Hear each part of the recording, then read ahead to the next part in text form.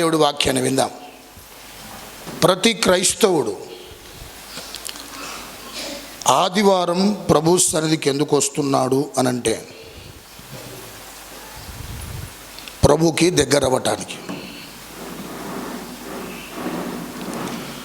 Baptism ఎందుకు తీసుకుంటున్నాడు ఒక విశ్వాసి అంటే ప్రభుకి దగ్గరగా బ్రతకటానికి. ఒక 500 పెట్టో 300 పెట్టో బైబిల్ కొంటున్నావంటే దేవుడికి ఏమవడానికి, దగ్గరగా బ్రతకటానికి. ఇది ప్రతి ఒక్క హృదయంలో ఎంతో కొంత గూడు కట్టుకొని ఉంటుంది. ఏంటిది? ప్రభు కొరకు, ప్రభుకు దగ్గరగా బ్రతకాలని. కానీ అలా జీవించేవారు చాలా తక్కువ మంది అంట. అలా బ్రతకాలని ఆశతో ఎదురు చూసేవారు ఎక్కువ మంది ఉన్నారంట. ఏ లోకంలో గురించి చెప్తున్నాను? క్రైస్తవ లోకములో ఉన్న విశ్వాసుల గురించి చెప్తున్నాను. ఎందుకు ఈ మాట ప్రేమికులారా తెలియజేశానని ఆలోచన చేస్తే శ్రద్ధగా విందాం. యెహోషువ తన యొక్క ప్రేమికుల నాయకత్వంలో కానాను దేశానికి ప్రవేశిస్తాడు. దక్షిణ భాగములో ఉన్న కొన్ని భాగాలన్నింటినీ కూడా, కొన్ని ప్రాంతాలన్నింటినీ కూడా జయిస్తాడు. ఆయన నాయకత్వంలో ఇశ్రాయేలు ప్రజలు కానానుకు చేరతారు. అలా ఆక్రమించినటువంటి ఆ కానాను దేశం ఏదైతే ఉందో ఆ దేశంలో ఒక భాగాన్ని వారు జయిస్తారు. ఏంటి ఆ భాగం అంటే హెబ్రోను. చెప్పండి ఏంటంటే హెబ్రోను. హెబ్రోను అనగా సావాసము. చెప్పండి ఏంటంటే సావాసము అని అర్థం. సో ప్రభు మనందరినీ ఎందుకు రక్షించుకున్నాడు, ఎందుకు మనల్ని పిలుచుకున్నాడు అని ఆలోచన చేస్తే ఒక మాటలో చెప్పాలంటే అందరం ప్రభుకు దగ్గరగా బ్రతకాలని. ఎవరి దగ్గరగా? ప్రభుకి దగ్గరగా బ్రతకాలని, ప్రభుతో సావాసం చేయాలని. తండ్రి తను పంపించినటువంటి పరిశుద్ధాత్మతో మనము ప్రేమికులారా సఖ్యత కలిగి ఎప్పుడు దగ్గరగా బ్రతకాలని దేవుడు ఈ ఉద్దేశంతో, ఈ ఆలోచనతో మనల్ని దేవుడు ప్రేమికులారా పిలుచుకున్నాడు, ఏర్పాటు చేసుకున్నాడు. పిలుచుకుంది వాస్తవమే, ఏర్పాటు చేసుకుంది వాస్తవమే. నీకు నాకు మనందరికి కూడా దగ్గరగా ప్రభుకి ఏంటంటే జీవించాలని ఎంతో కొంత మన గుండెల్లో ఉంది. కానీ ఎక్కువ శాతం ప్రభు కొరకు అంతగా ఏం చేయలేకపోతున్నాను, దగ్గరగా జీవించలేకపోతున్నటువంటి ఆశ చాలా మందిలో ఎక్కువగా ఉందంట. తక్కువ మందే దగ్గరగా జీవిస్తున్నారంట. చాలా తక్కువ మందే ఎవరి దగ్గరగా? దేవునికి దగ్గరగా ప్రేమికులు జీవిస్తున్నారు. దేవుడు మనతో ఎలాంటి సావాసాన్ని కలిగి ఉండాలని ఆయన ఆశపడ్డాడో వాక్యములో నుంచి కొన్ని విషయాలు చెప్పి నేను ముందుకు వెళ్తాను. అందరూ బైబిల్ తెరవండి. 1 యోహాను 1వ అధ్యాయం 6-7 వచనాలు ఒకరు చదువుతారు, మిగతా వారందరూ కూడా శ్రద్ధగా విందాం. చూడండి. ఆయనతో కూడా సావాసము గలవారమని చెప్పుకొని, చూడండి, చీకటిలో నడిచిన ఎడల మనం ఏమాడుతున్నట్లంట?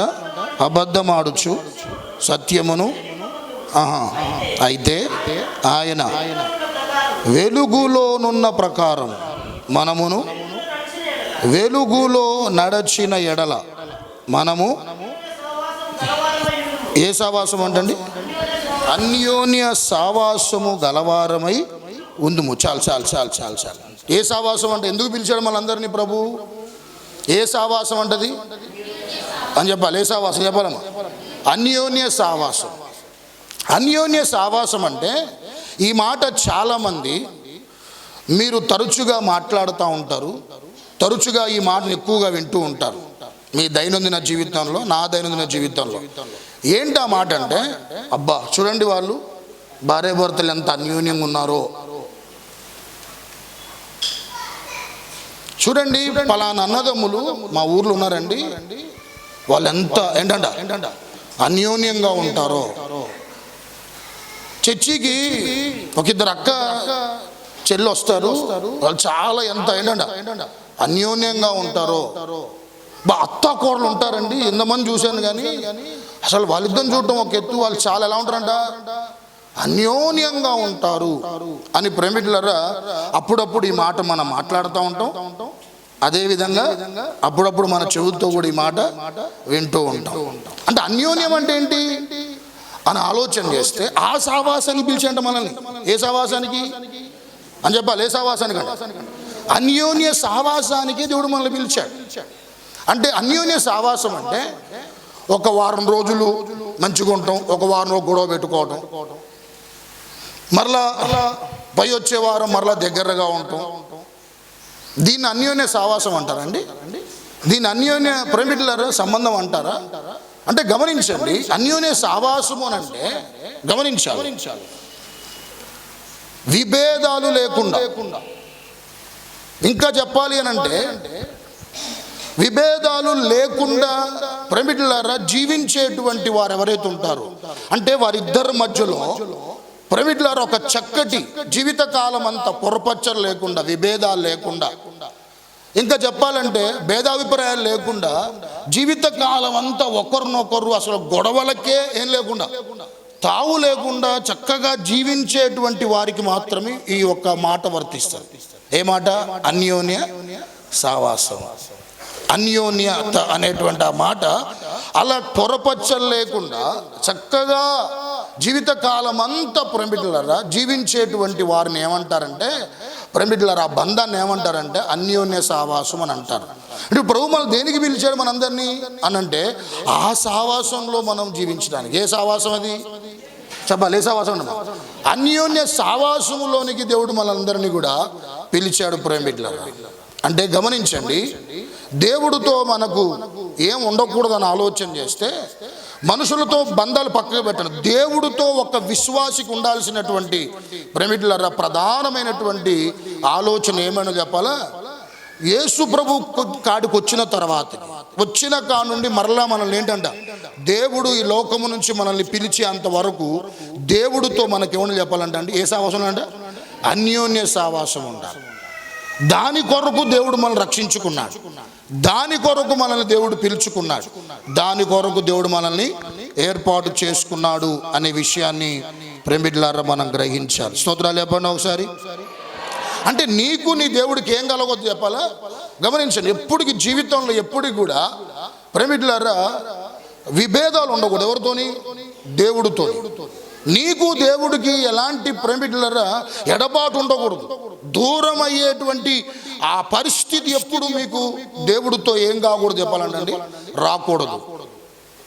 అది అన్యోన్య సావాసం, అది అన్యోన్య ప్రేమికులారా బంధం యొక్క అసలు సిసలైనటువంటి నిదర్శనం. అయితే ప్రభు ప్రేమికులారా మనందరిని ఆ సావాసాన్ని పిలిచాడు. ఈరోజు జరుగుతుంది ఏంటని ఆలోచన చేస్తే, ఈరోజు మనుషుడు ఎందుకు దేవుడికి దగ్గరగా జీవించలేకపోతున్నాడు, మనుషుడు ఎందుకు దేవుడికి దూరమే బ్రతుకుతున్నాడు అని ఒక్కసారి మనం ప్రేమికుల ఆత్మ పరిశీలన చేసుకుంటే కొన్ని విషయాలు మేము ముందుస్తాను. ఎందుకు ఒక వ్యక్తి దేవుడికి ఏంటంట దగ్గరగా ఏంటంట ఉండలేకపోతున్నాడు, ఒక వ్యక్తి దేవుడికి ఎందుకు దూరం అయిపోతున్నాడు అని ఆలోచన చేస్తే బైబిల్లో కొన్ని విషయాలు చెప్పి నేను ముందుకు వెళ్తాను. అందరూ బైబిల్ తెరవండి. ఆమోస్ గ్రంథం 3వ అధ్యాయం 3వ వచనం చూడండి ఒకసారి. సమ్మతింపకుండా ఇద్దరు కూడి నడుదురా. చాలండి, తలపైకి ఎత్తాలి. దేవుడితో ఒక వ్యక్తికి అన్యోన్య సావాసం ఉండాలంటే, దేవుడితో ఒక వ్యక్తి నడవాలంటే ఏముండాలి చెప్పాలి? అక్కడ రాయబడిన మాట సమ్మతి. చెప్పండి ఏమన్నాడమ్మా? అందరూ చెప్పాలి ఏమన్నాడ? సమ్మతి. అంటే ఒక సమ్మతి లేనటువంటి వ్యక్తులు ప్రేమికులారా ఇద్దరు కలిసి నడవటం చాలా అసంభవం. ఇద్దరు కలిసి జీవించడం అసంభవం. ఇద్దరు కలిసి స్నేహం చేయటం ప్రేమికులారా అసాధ్యమైంది. ఎప్పుడు ప్రేమికులారా కలిసి ఒక కుటుంబం కానీ, ఒక స్నేహం కానీ, ఒక కలిసి ప్రేమికులారా జీవించేటువంటి అనుభవాలు కానీ ఎప్పుడు ఒక వ్యక్తిలో చూడగలుగుతామంటే, ఒక కుటుంబంలో చూడగలుగుతామంటే, ఒక స్నేహంలో చూడగలుగుతామంటే ఏముండాలంట? సమ్మతి అనేటువంటిది ఉంటేనే వాళ్ళిద్దరూ కానీ, కుటుంబం కానీ, స్నేహం కానీ ప్రేమికులారా నడవడానికి అవకాశం ఉంటుంది. స్తోత్రాలు చెప్పండి ఒకసారి. అలానే దేవుడితో కూడా మనకేమన్నా చెప్పాలంటే సమ్మతి ఉండాలంట. చెప్పండి ఏమన్నాడా? సమ్మతి. సమ్మతి అంటే గమనించండి, అది మన జీవితంలో, మన అంతరంగంలో ఎప్పుడు కూడా ప్రతి ఒక్కరికి ఆలోచన ఉండాలి. ఎప్పుడు నా దేవుడితో నేను ఏమన్నా చెప్పాలా, సమ్మతిగా ఉండాలి. ఎప్పుడు నా దేవుడికి నేను చేరువలో ఉండాలి. ఎప్పటికి నా దేవుడికి నేను దగ్గరగా ఉండాలి. ఎప్పుడు నేను ఆ యొక్క అన్యోన్య సావాసములో నేను నా కుటుంబం ఎప్పుడు నడిపించబడాలి. దేవునికి నీకు దూరం కావద్దు, దేవునికి నుండి నేను వైదొలగొద్దు అనేటువంటి ఆలోచన ఎవరైతే ప్రేమికులారా కలిగి ఉంటారో, ఎవరికైతే ఈ ఆసక్తి లేకుంటే ఈ దైవికమైనటువంటి ఆసక్తి ఒక వ్యక్తి కలుగుతుందో ఆ వ్యక్తి మాత్రమే దేవుడితో ఏం చేయాలి చెప్పాలంటే అండి, సమ్మతితో జీవితకాలం అంతా అన్యోన్య సావాసములో జీవించగలుగుతాడు. ఆమేన్ చెప్పండి ఒకసారి, మీకు అర్థం కావడానికి. ప్రేమికులారా, అన్యోన్య సమ్మతి అని అంటే బైబిల్లో ప్రేమికులారా కొన్ని విషయాలు చెప్పి నేను ముందుకు వెళ్తుంటాను. మనంతరం ఎవరు చెప్పరు దీన్ని, మనంతటా మనకి ఏం రావాలి చెప్పాలి, మన అంతరంగంలో రావాలి. ఏంటిది, నా దేవుడితో ఎప్పుడు నేను ఏంటంటే సమ్మతిగా కలిసి నడవాలి. ఆయన ఏం చెప్పినా దానికి ఏం చేస్తాను, నేను ఏకీభవిస్తా, దానికి నేను లోబడతా, ఆయన చెప్పిన ప్రకారంగా నేను జీవిస్తా అని ఎప్పుడు దేవుడికి ప్రేమికులారా దగ్గరగా ఉండడానికి ఒక వ్యక్తి ఎప్పుడైతే ఆశపడతాడో ఆ దైవికమైనటువంటి ఆసక్తి ఏం చేసి చెప్పాలంటే అండి, ఒక వ్యక్తి ఆశ ఉంటే, ఏ ఆశ, దైవికమైనటువంటి ఆశ ఉంటే అంటండి, ఆసక్తి ఉన్నటువంటి వాడికి ప్రేమికులారా ఏ శక్తి కూడా అడ్డగించదంట. ఏమున్న వాళ్ళకి చెప్పండి, ఏమన్నా మన ఆసక్తి ఉన్న ఇది మనలో నుంచి రావాలి. ఎవరు దీన్ని ప్రేమికులారా చెప్పేది కాదు. ఎప్పుడు నా దేవుడు కొరకు నేను బ్రతకాలి, కీడైనా నష్టమైనా మేలైనా ఇంకా ఏ పరిస్థితులైనా సరే ఆయన లేకుండా నేను బ్రతకలేను, ఆయన లేకుండా నేను జీవించలేను. ఎప్పుడు నా జీవితం కాలం అంతా కూడా నా ప్రభువునే నేను కలిగి ఉంటా, ఆయన విధానములో ఆయనతో పాటు కలిసి ఏం చేస్తాను, సావాసం చేస్తా, ఆయనతో పాటు కలిసి నడుస్తా అనేటువంటి సమ్మతి ఎవరిలో అయితే ఉంటుందో వారు మాత్రమే అన్యోన్య సావాసములో జీవించగలుగుతారు. స్తోత్రాలు చెప్పండి ఒకసారి. ఎందుకంటే ఇది లేకపోతే ఏం లేకపోతే దేవుడితో నడవాలి, దేవుడితో ఉండాలి, ఎప్పుడు నా దేవుడికి దగ్గరగా ఉండాలి, నా దేవుని త్రోవలో నా దేవుని పరిధిలో ఎప్పుడు నేను నా కుటుంబం ఉండాలి అనేటువంటి ఈ తపన నీ అంతరంగం నుంచి రాకపోతే నువ్వు మందిరానికి వచ్చిన ఒక 1000 రూపాయలు పెట్టి బైబిల్ కొన్నా ప్రేమికులారా నువ్వు ఎప్పుడు కూడా ఆ అన్యోన్య సావాసంలోనికి ఏంటంటే నువ్వు రాలేవు. ఎప్పుడు ఆయనతో నువ్వు ప్రేమికులారా జీవించలేవు, ఆయనతో పాటు నువ్వు బ్రతకలేవు అనే విషయాన్ని దేవుని సేవకుడుగా మీకు నేను మనవి చేస్తున్నాను. బైబిల్లో ఒక వ్యక్తి మనందరికీ తెలుసు. ఆ వ్యక్తి ఎవరంటే 365 సంవత్సరాలు బతికాడంట. ఎన్ని సంవత్సరాలు? 360 సంవత్సరాలు బతికాడు. బతికినటువంటి వ్యక్తి 65 సంవత్సరాలు ఎట్లా బతికాడో బైబిల్ లేదు, కానీ 300 సంవత్సరాలు మాత్రం అంట ప్రతి దినం దేవుడితో నడిచాడంట. ఎవరు ఆ వ్యక్తి? Very good. 365 సంవత్సరాలు బ్రతికాడంట. 65 సంవత్సరాల గురించి దేవుడితో నడిచాడో లేదో తెలియదు, దేవుడితో ప్రేమికులారా ఉన్నాడో లేదో తెలియదు, కానీ మిగతా 300 సంవత్సరాలు మాత్రం అంటండి బ్రతికిన కాలం అంతా, జీవించినంత కాలం అంతా కూడా దేవుడితో నడిచినటువంటి వ్యక్తిగా ఆనోకు మనకు కనపడతా ఉన్నాడు. ఆదికాండం 21:22 ఎన్నేళ్ళు బతికి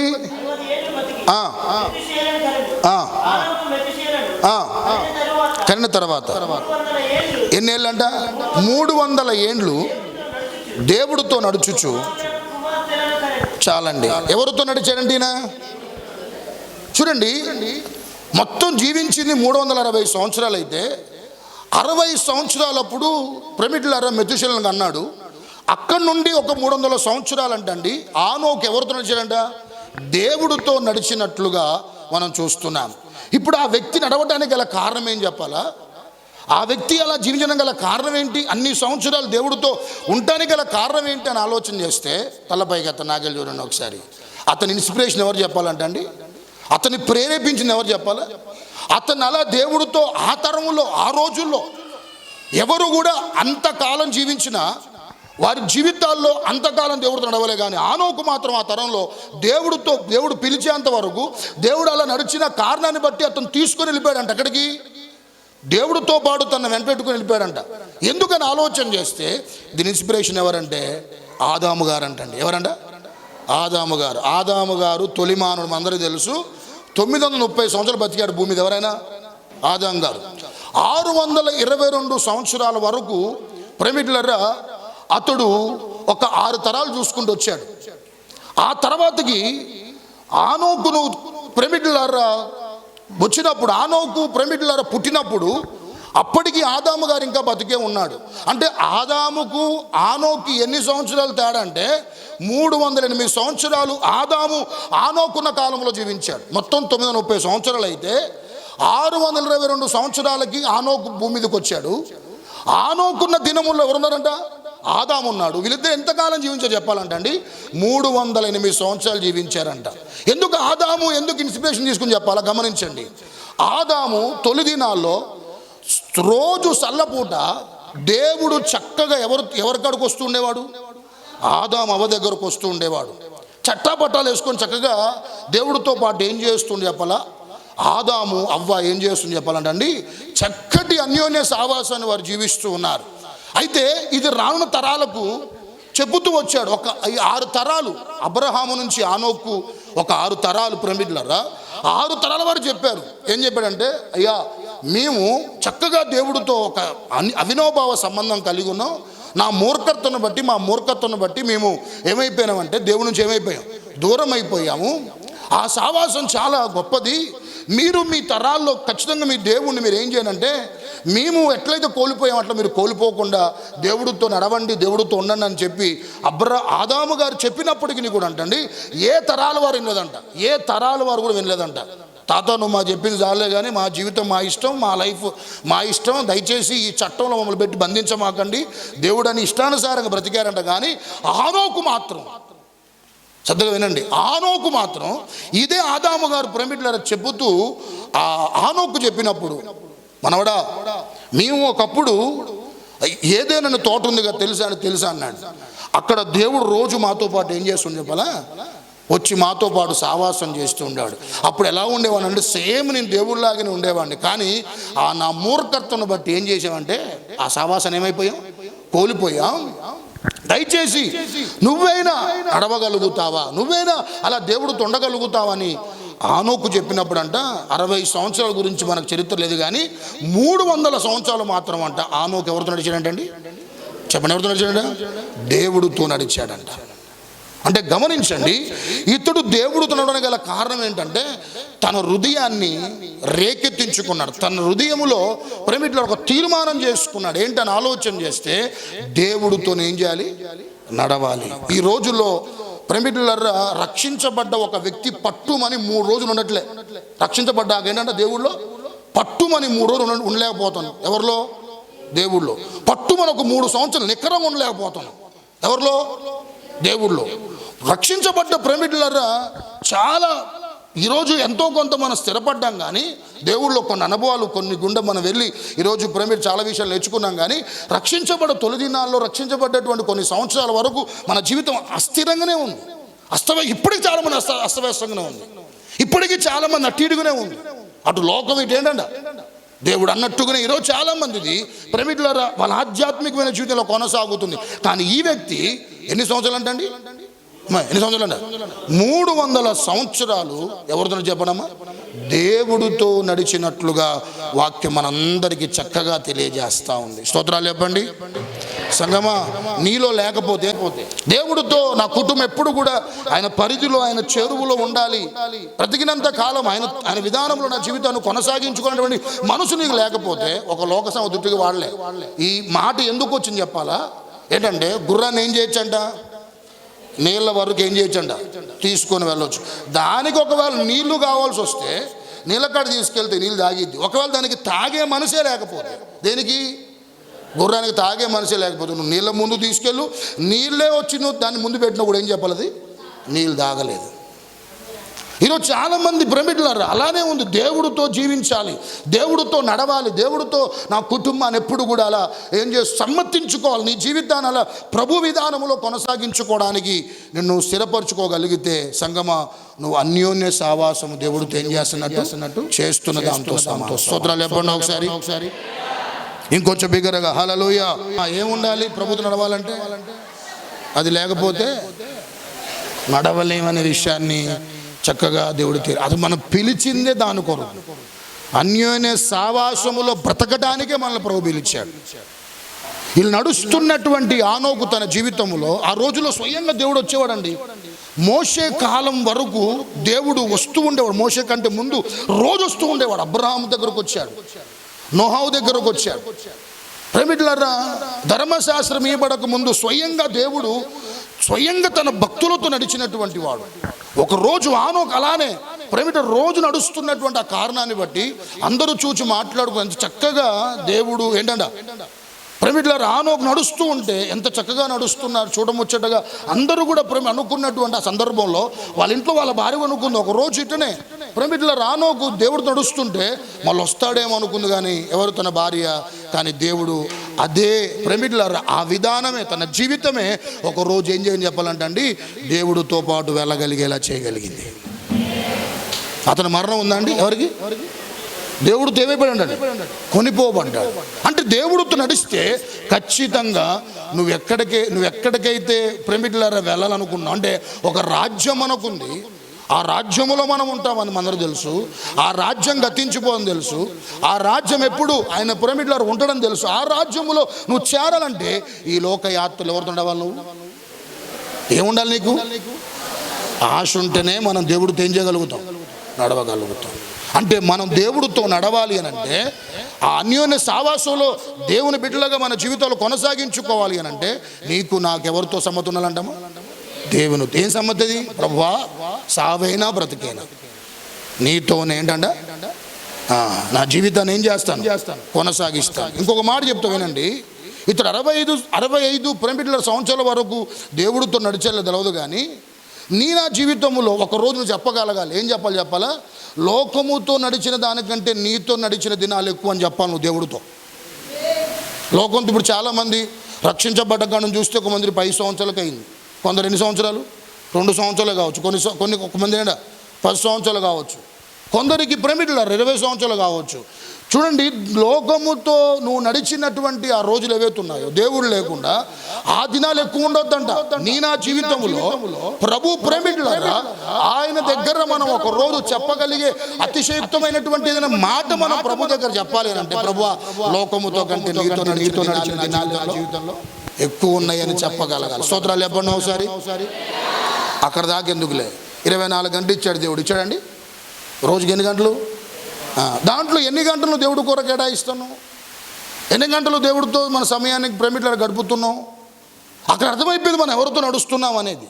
ఎవరితో ఉండాలనేటువంటి ఆశ ప్రేమికులారా మనకు ఉందా లేదనేటువంటి అక్కడ తెలిసిపోయింది. గమనించండి, చాలా వరకు మన జీవితంలో 24 గంటల్లో మనం చెప్పగలిగేటువంటి ఒక స్థితికి నేను రావాలి. ఏంటో చెప్పాలా? ప్రభువా, ఈ రోజులో ఎక్కువ సమయం నీతో ఏం చేశాను గడిపానని చెప్పగలిగే స్థితికి నువ్వు రావాలి. స్తోత్రాలు చెప్పండి ఒకసారి. అంటే నువ్వు పని చేసుకోవద్దని చెప్పట్లే, బాధ్యతలు వద్దంటే చూసుకోవాలి. కానీ ఎక్కడున్నా కూడా నీ మనస్సు, నీ ఆలోచన, నీ విధానాలు ఎవరితో నడుస్తున్నట్లుగా నువ్వు భావించి చెప్పాలా? దేవుడితో నడుస్తున్నాను, దేవుడితో నా జీవితాన్ని ఏం చేస్తున్నాను? కొనసాగించుకున్నా, దేవుడు నాతో ఉన్నాడు అనేటువంటి ఆలోచన. ఆనోకు భార్య, బిడ్డలు అందరూ ఉన్నారు, బాధ్యతలు. అయినా ఇవన్నిటిని కూడా ఉంచుకున్నప్పటికీ కూడా ఆనోకు అంట దేవుడితో ఏం చేశాడంటే ఎన్ని సంవత్సరాలు? 300 సంవత్సరాలు ప్రేమికులారా దేవుడితో నడిచి ప్రేమికులారా అతన్ని దేవుడు తీసుకుని వెళ్ళినట్లుగా వాక్యం మనందరికీ తెలియజేస్తూ ఉంది. స్తోత్రాలు చెప్పండి. రైట్. ఒకటి, సమ్మతి ఉండాలి. ఏ సావాసం నడవాలంటే? ఏ సావాసం ఇది? అన్యోన్య సావాసం. అంటే ఒక వారం దేవుడి దగ్గర ఉంటాం, ఒక వారం దేవుడికి దూరంగా ఉంటాం, ఇష్టం ఉన్నప్పుడు రావటం, ఇష్టం లేనప్పుడు రావటం, ఇంకేనంటే కుదిరినప్పుడు రావటం, కుదరినప్పుడు రాకపోవటం, పండగలు రావటం, ఫంక్షన్లకు ఏదైనా ఒకేషన్, ఇవి కాదు అన్యోన్య సావాసం అంటే. ఎప్పుడు నా జీవితంలో నిత్యము ప్రేమికులారా ఆయన మనం పిలుచుకుంది అందుకొరకు, రక్షించుకుంది అందుకొరకు, ఏర్పాటు చేసుకుంది అందుకొరకు. కాబట్టి ఎప్పుడు మన దైనందిన జీవితాలు దేవుడితో అన్యోన్య సావాసం కలిగి దేవుడి బిడ్డలమైన మనం ప్రభువులో కొనసాగాలి అని అంటే, దేవుడు పిలిచేంతవరకు ఆ రాజ్యాన్ని చేరాలి అని అంటే నాకెవరితో సమ్మతి ఉండాలంట? చెప్పండి, ఎవరితో సమ్మతి అంటే ఏంటి? సమ్మతి అంటే ఏంటి? అంగీకారం. ప్రభువా, నువ్వు చెప్పినట్లుగా ఏం చేస్తా, నేను నడుచుకుంటా, నువ్వు చెప్పినట్లుగా జీవిస్తా, నువ్వు కాదంటావా దాన్ని చేయను, నువ్వు వద్దంటావా దాన్ని ఏం చేయను, నువ్వు చేయమంటావా దాన్ని చేస్తాను. ఎప్పుడు కూడా నీ అంగీకారాన్ని ప్రభువుకు తెలియపరుస్తూ నీ జీవితాన్ని కొనసాగించుకుంటే నువ్వు అన్యోన్య సావాసంలో ప్రభు పిలిచేంతవరకు కొనసాగలుగుతావు. హల్లెలూయా. 2 విషయాలు చెప్పాను సంగమా. ఎందుకు పిలిచాడు తెలుసా నిన్ను? అన్యోన్య సావాసములో ఎప్పుడు మన జీవితాలు ప్రభులో అది నీ జీవితంలో ప్రభు పిలిచేంత వరకు అన్యోన్య సహవాసంలో ఒకటి, మనలో దేవుడితో ఎప్పుడు ఏమైనా చెప్పాలా? సమ్మతి ఉండాలి. 2 ఏమైనా చెప్పాలమ్మా? ఎప్పుడు మనలో ప్రేమికులరా వెలుగు సంబంధులుగా బ్రతకాలి. ఆయన వెలుగై ఉన్నాడు, ఆయనలో ఏమాత్రము పాపం చీకటి లేదు. మనం ఆయనతో సహవాసం, మనలో కూడా ఏమన్నా చెప్పాలా? ఏమాత్రం చీకటి ఉండకూడదు. ఈ 2 అనుభవాలు ప్రభు వచ్చేంతవరకు ఈ సహవాసంలో కొనసాగేలా చేస్తాయి. అలాంటి వారే ప్రభు రాజ్యానికి ఎత్తబడతారు. అట్టి కృపాధన్యత మనందరికి అనుగురించి మాటలు ప్రభు దీవించును గాక. ఆమేన్. కళ్ళు మూసుకుందాం, అందరూ తలలు వంచి, ప్రభువా నన్ను దయతో క్షమించు నాయన, నీతో నేను నడుస్తున్నానని మా ప్రభువా భ్రమలో ఉన్నాను, కానీ నాలో తగినటువంటి యోగ్యత లేవయ్యా, తగినటువంటి అర్హత లేదయ్యా నాలో, నన్ను దయతో క్షమించు ప్రభు అని అడుగు. క్షమించమని అడుగు. ఒక్క మాట క్షమించమని అడుగు ప్రభుని. నువ్వు నేను పిలుచుకుంది ప్రభు, రక్షించుకుంది, ఏర్పాటు చేసుకుంది, ప్రత్యేకపరుచుకుంది, రక్షించుకున్నది, రక్తము దారలుగా మన కొరకు దారపోసింది. ఎలాంటి సహవాసములో నువ్వు కొనసాగాలో ప్రభు మనతో మాట్లాడుతూ వచ్చాడు. అన్యోన్య సహవాసం. ఎప్పుడు ప్రేమికులారా నీకు దేవుడికి ఎడబాటు అనేటువంటిది ఉండకూడదు. వేరే బ్రతకూడదు, విరోధంగా బ్రతకూడదు. నష్టపోతాం సంగమా, నష్టపోతాం. ప్రభు పిలిచినప్పుడు ప్రభువా నేను సమ్మతితో నడవలేకపోతున్నాను ఆయన. నోహవు తన తరముల్లో కూడా ప్రభు నీతో నోహవు నడిచినట్లుగా చూస్తున్నా, ఆనోకు నీతో నడిచినట్లుగా చూస్తూ ఉన్నా. ప్రభు నడవలేకపోతున్నాను, దయతో క్షమించిన ఆయన. అందరూ ప్రభుని అడుగుదాం, ప్రభు నన్ను క్షమించయ్యా. సోదరా సహోదరి, ఇంకా నీలో ద్వేషం, నీ తోటి వారి పట్ల ఇంకా క్షమించలేని మనస్తత్వం నీకుంటే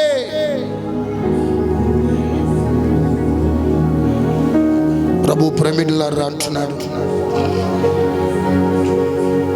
క్షమించమని అడుగు ప్రభుని. యేసయ్యా నన్ను క్షమించిన ఆయన, క్షమించిన ఆయన, క్షమించిన ఆయన, క్షమించిన ఆయన. వచ్చిన మమ్మల్ని అందరినీ క్షమించండి. నీ వాక్యం ద్వారా మమ్మల్ని సరిచేస్తున్నందుకు వందనాలు. నీతో ఎడబాటు ఉండొద్దయ్య నా జీవిత కాలం అంతా. నీకు వేరే బ్రతకొద్దు నాయన నా జీవిత కాలం అంతా.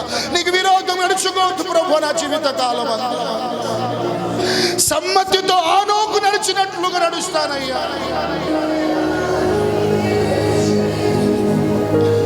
నువ్వు వెలుగై ఉన్నట్లుగా నీతో అన్యుల సహవాసము చేస్తున్న నాలో కూడా ఏ చీకటి ఉండొద్దు నాయన, ఏ చీకటి ఉండొద్దయ్యా. చేతులెత్తిన బిడ్డలందరూ నా ప్రభు బలపరచును గాక. మనందరినీ దేవుడు తన అన్యోన్య సహవాసములో ప్రభు మనందరినీ తుది శ్వాస వరకు ప్రభుతో మనందరి జీవితాలు పెనవేసుకొని ఆశతో బ్రతుకుతుండగా అప్పుడే ఫలిస్తాయి నాయన. అప్పుడే వృద్ధి చెందుతామయ్యా, అప్పుడే ఎదుగుతామయ్యా, అప్పుడే నీ కార్యాలు మరింత స్పష్టంగా చూడగలుగుతామయ్యా, అద్భుతాలు చూడగలుగుతామయ్యా, కార్యాలు చూడగలుగుతాము నాయన. ఈ మాటలు మనందరం వినికిట్లు మనందరి నుంచి ఈ స్థలములో నీ వాక్యము ద్వారా నాతో కూడి వచ్చిన మా అందరితో మీరు మాట్లాడి,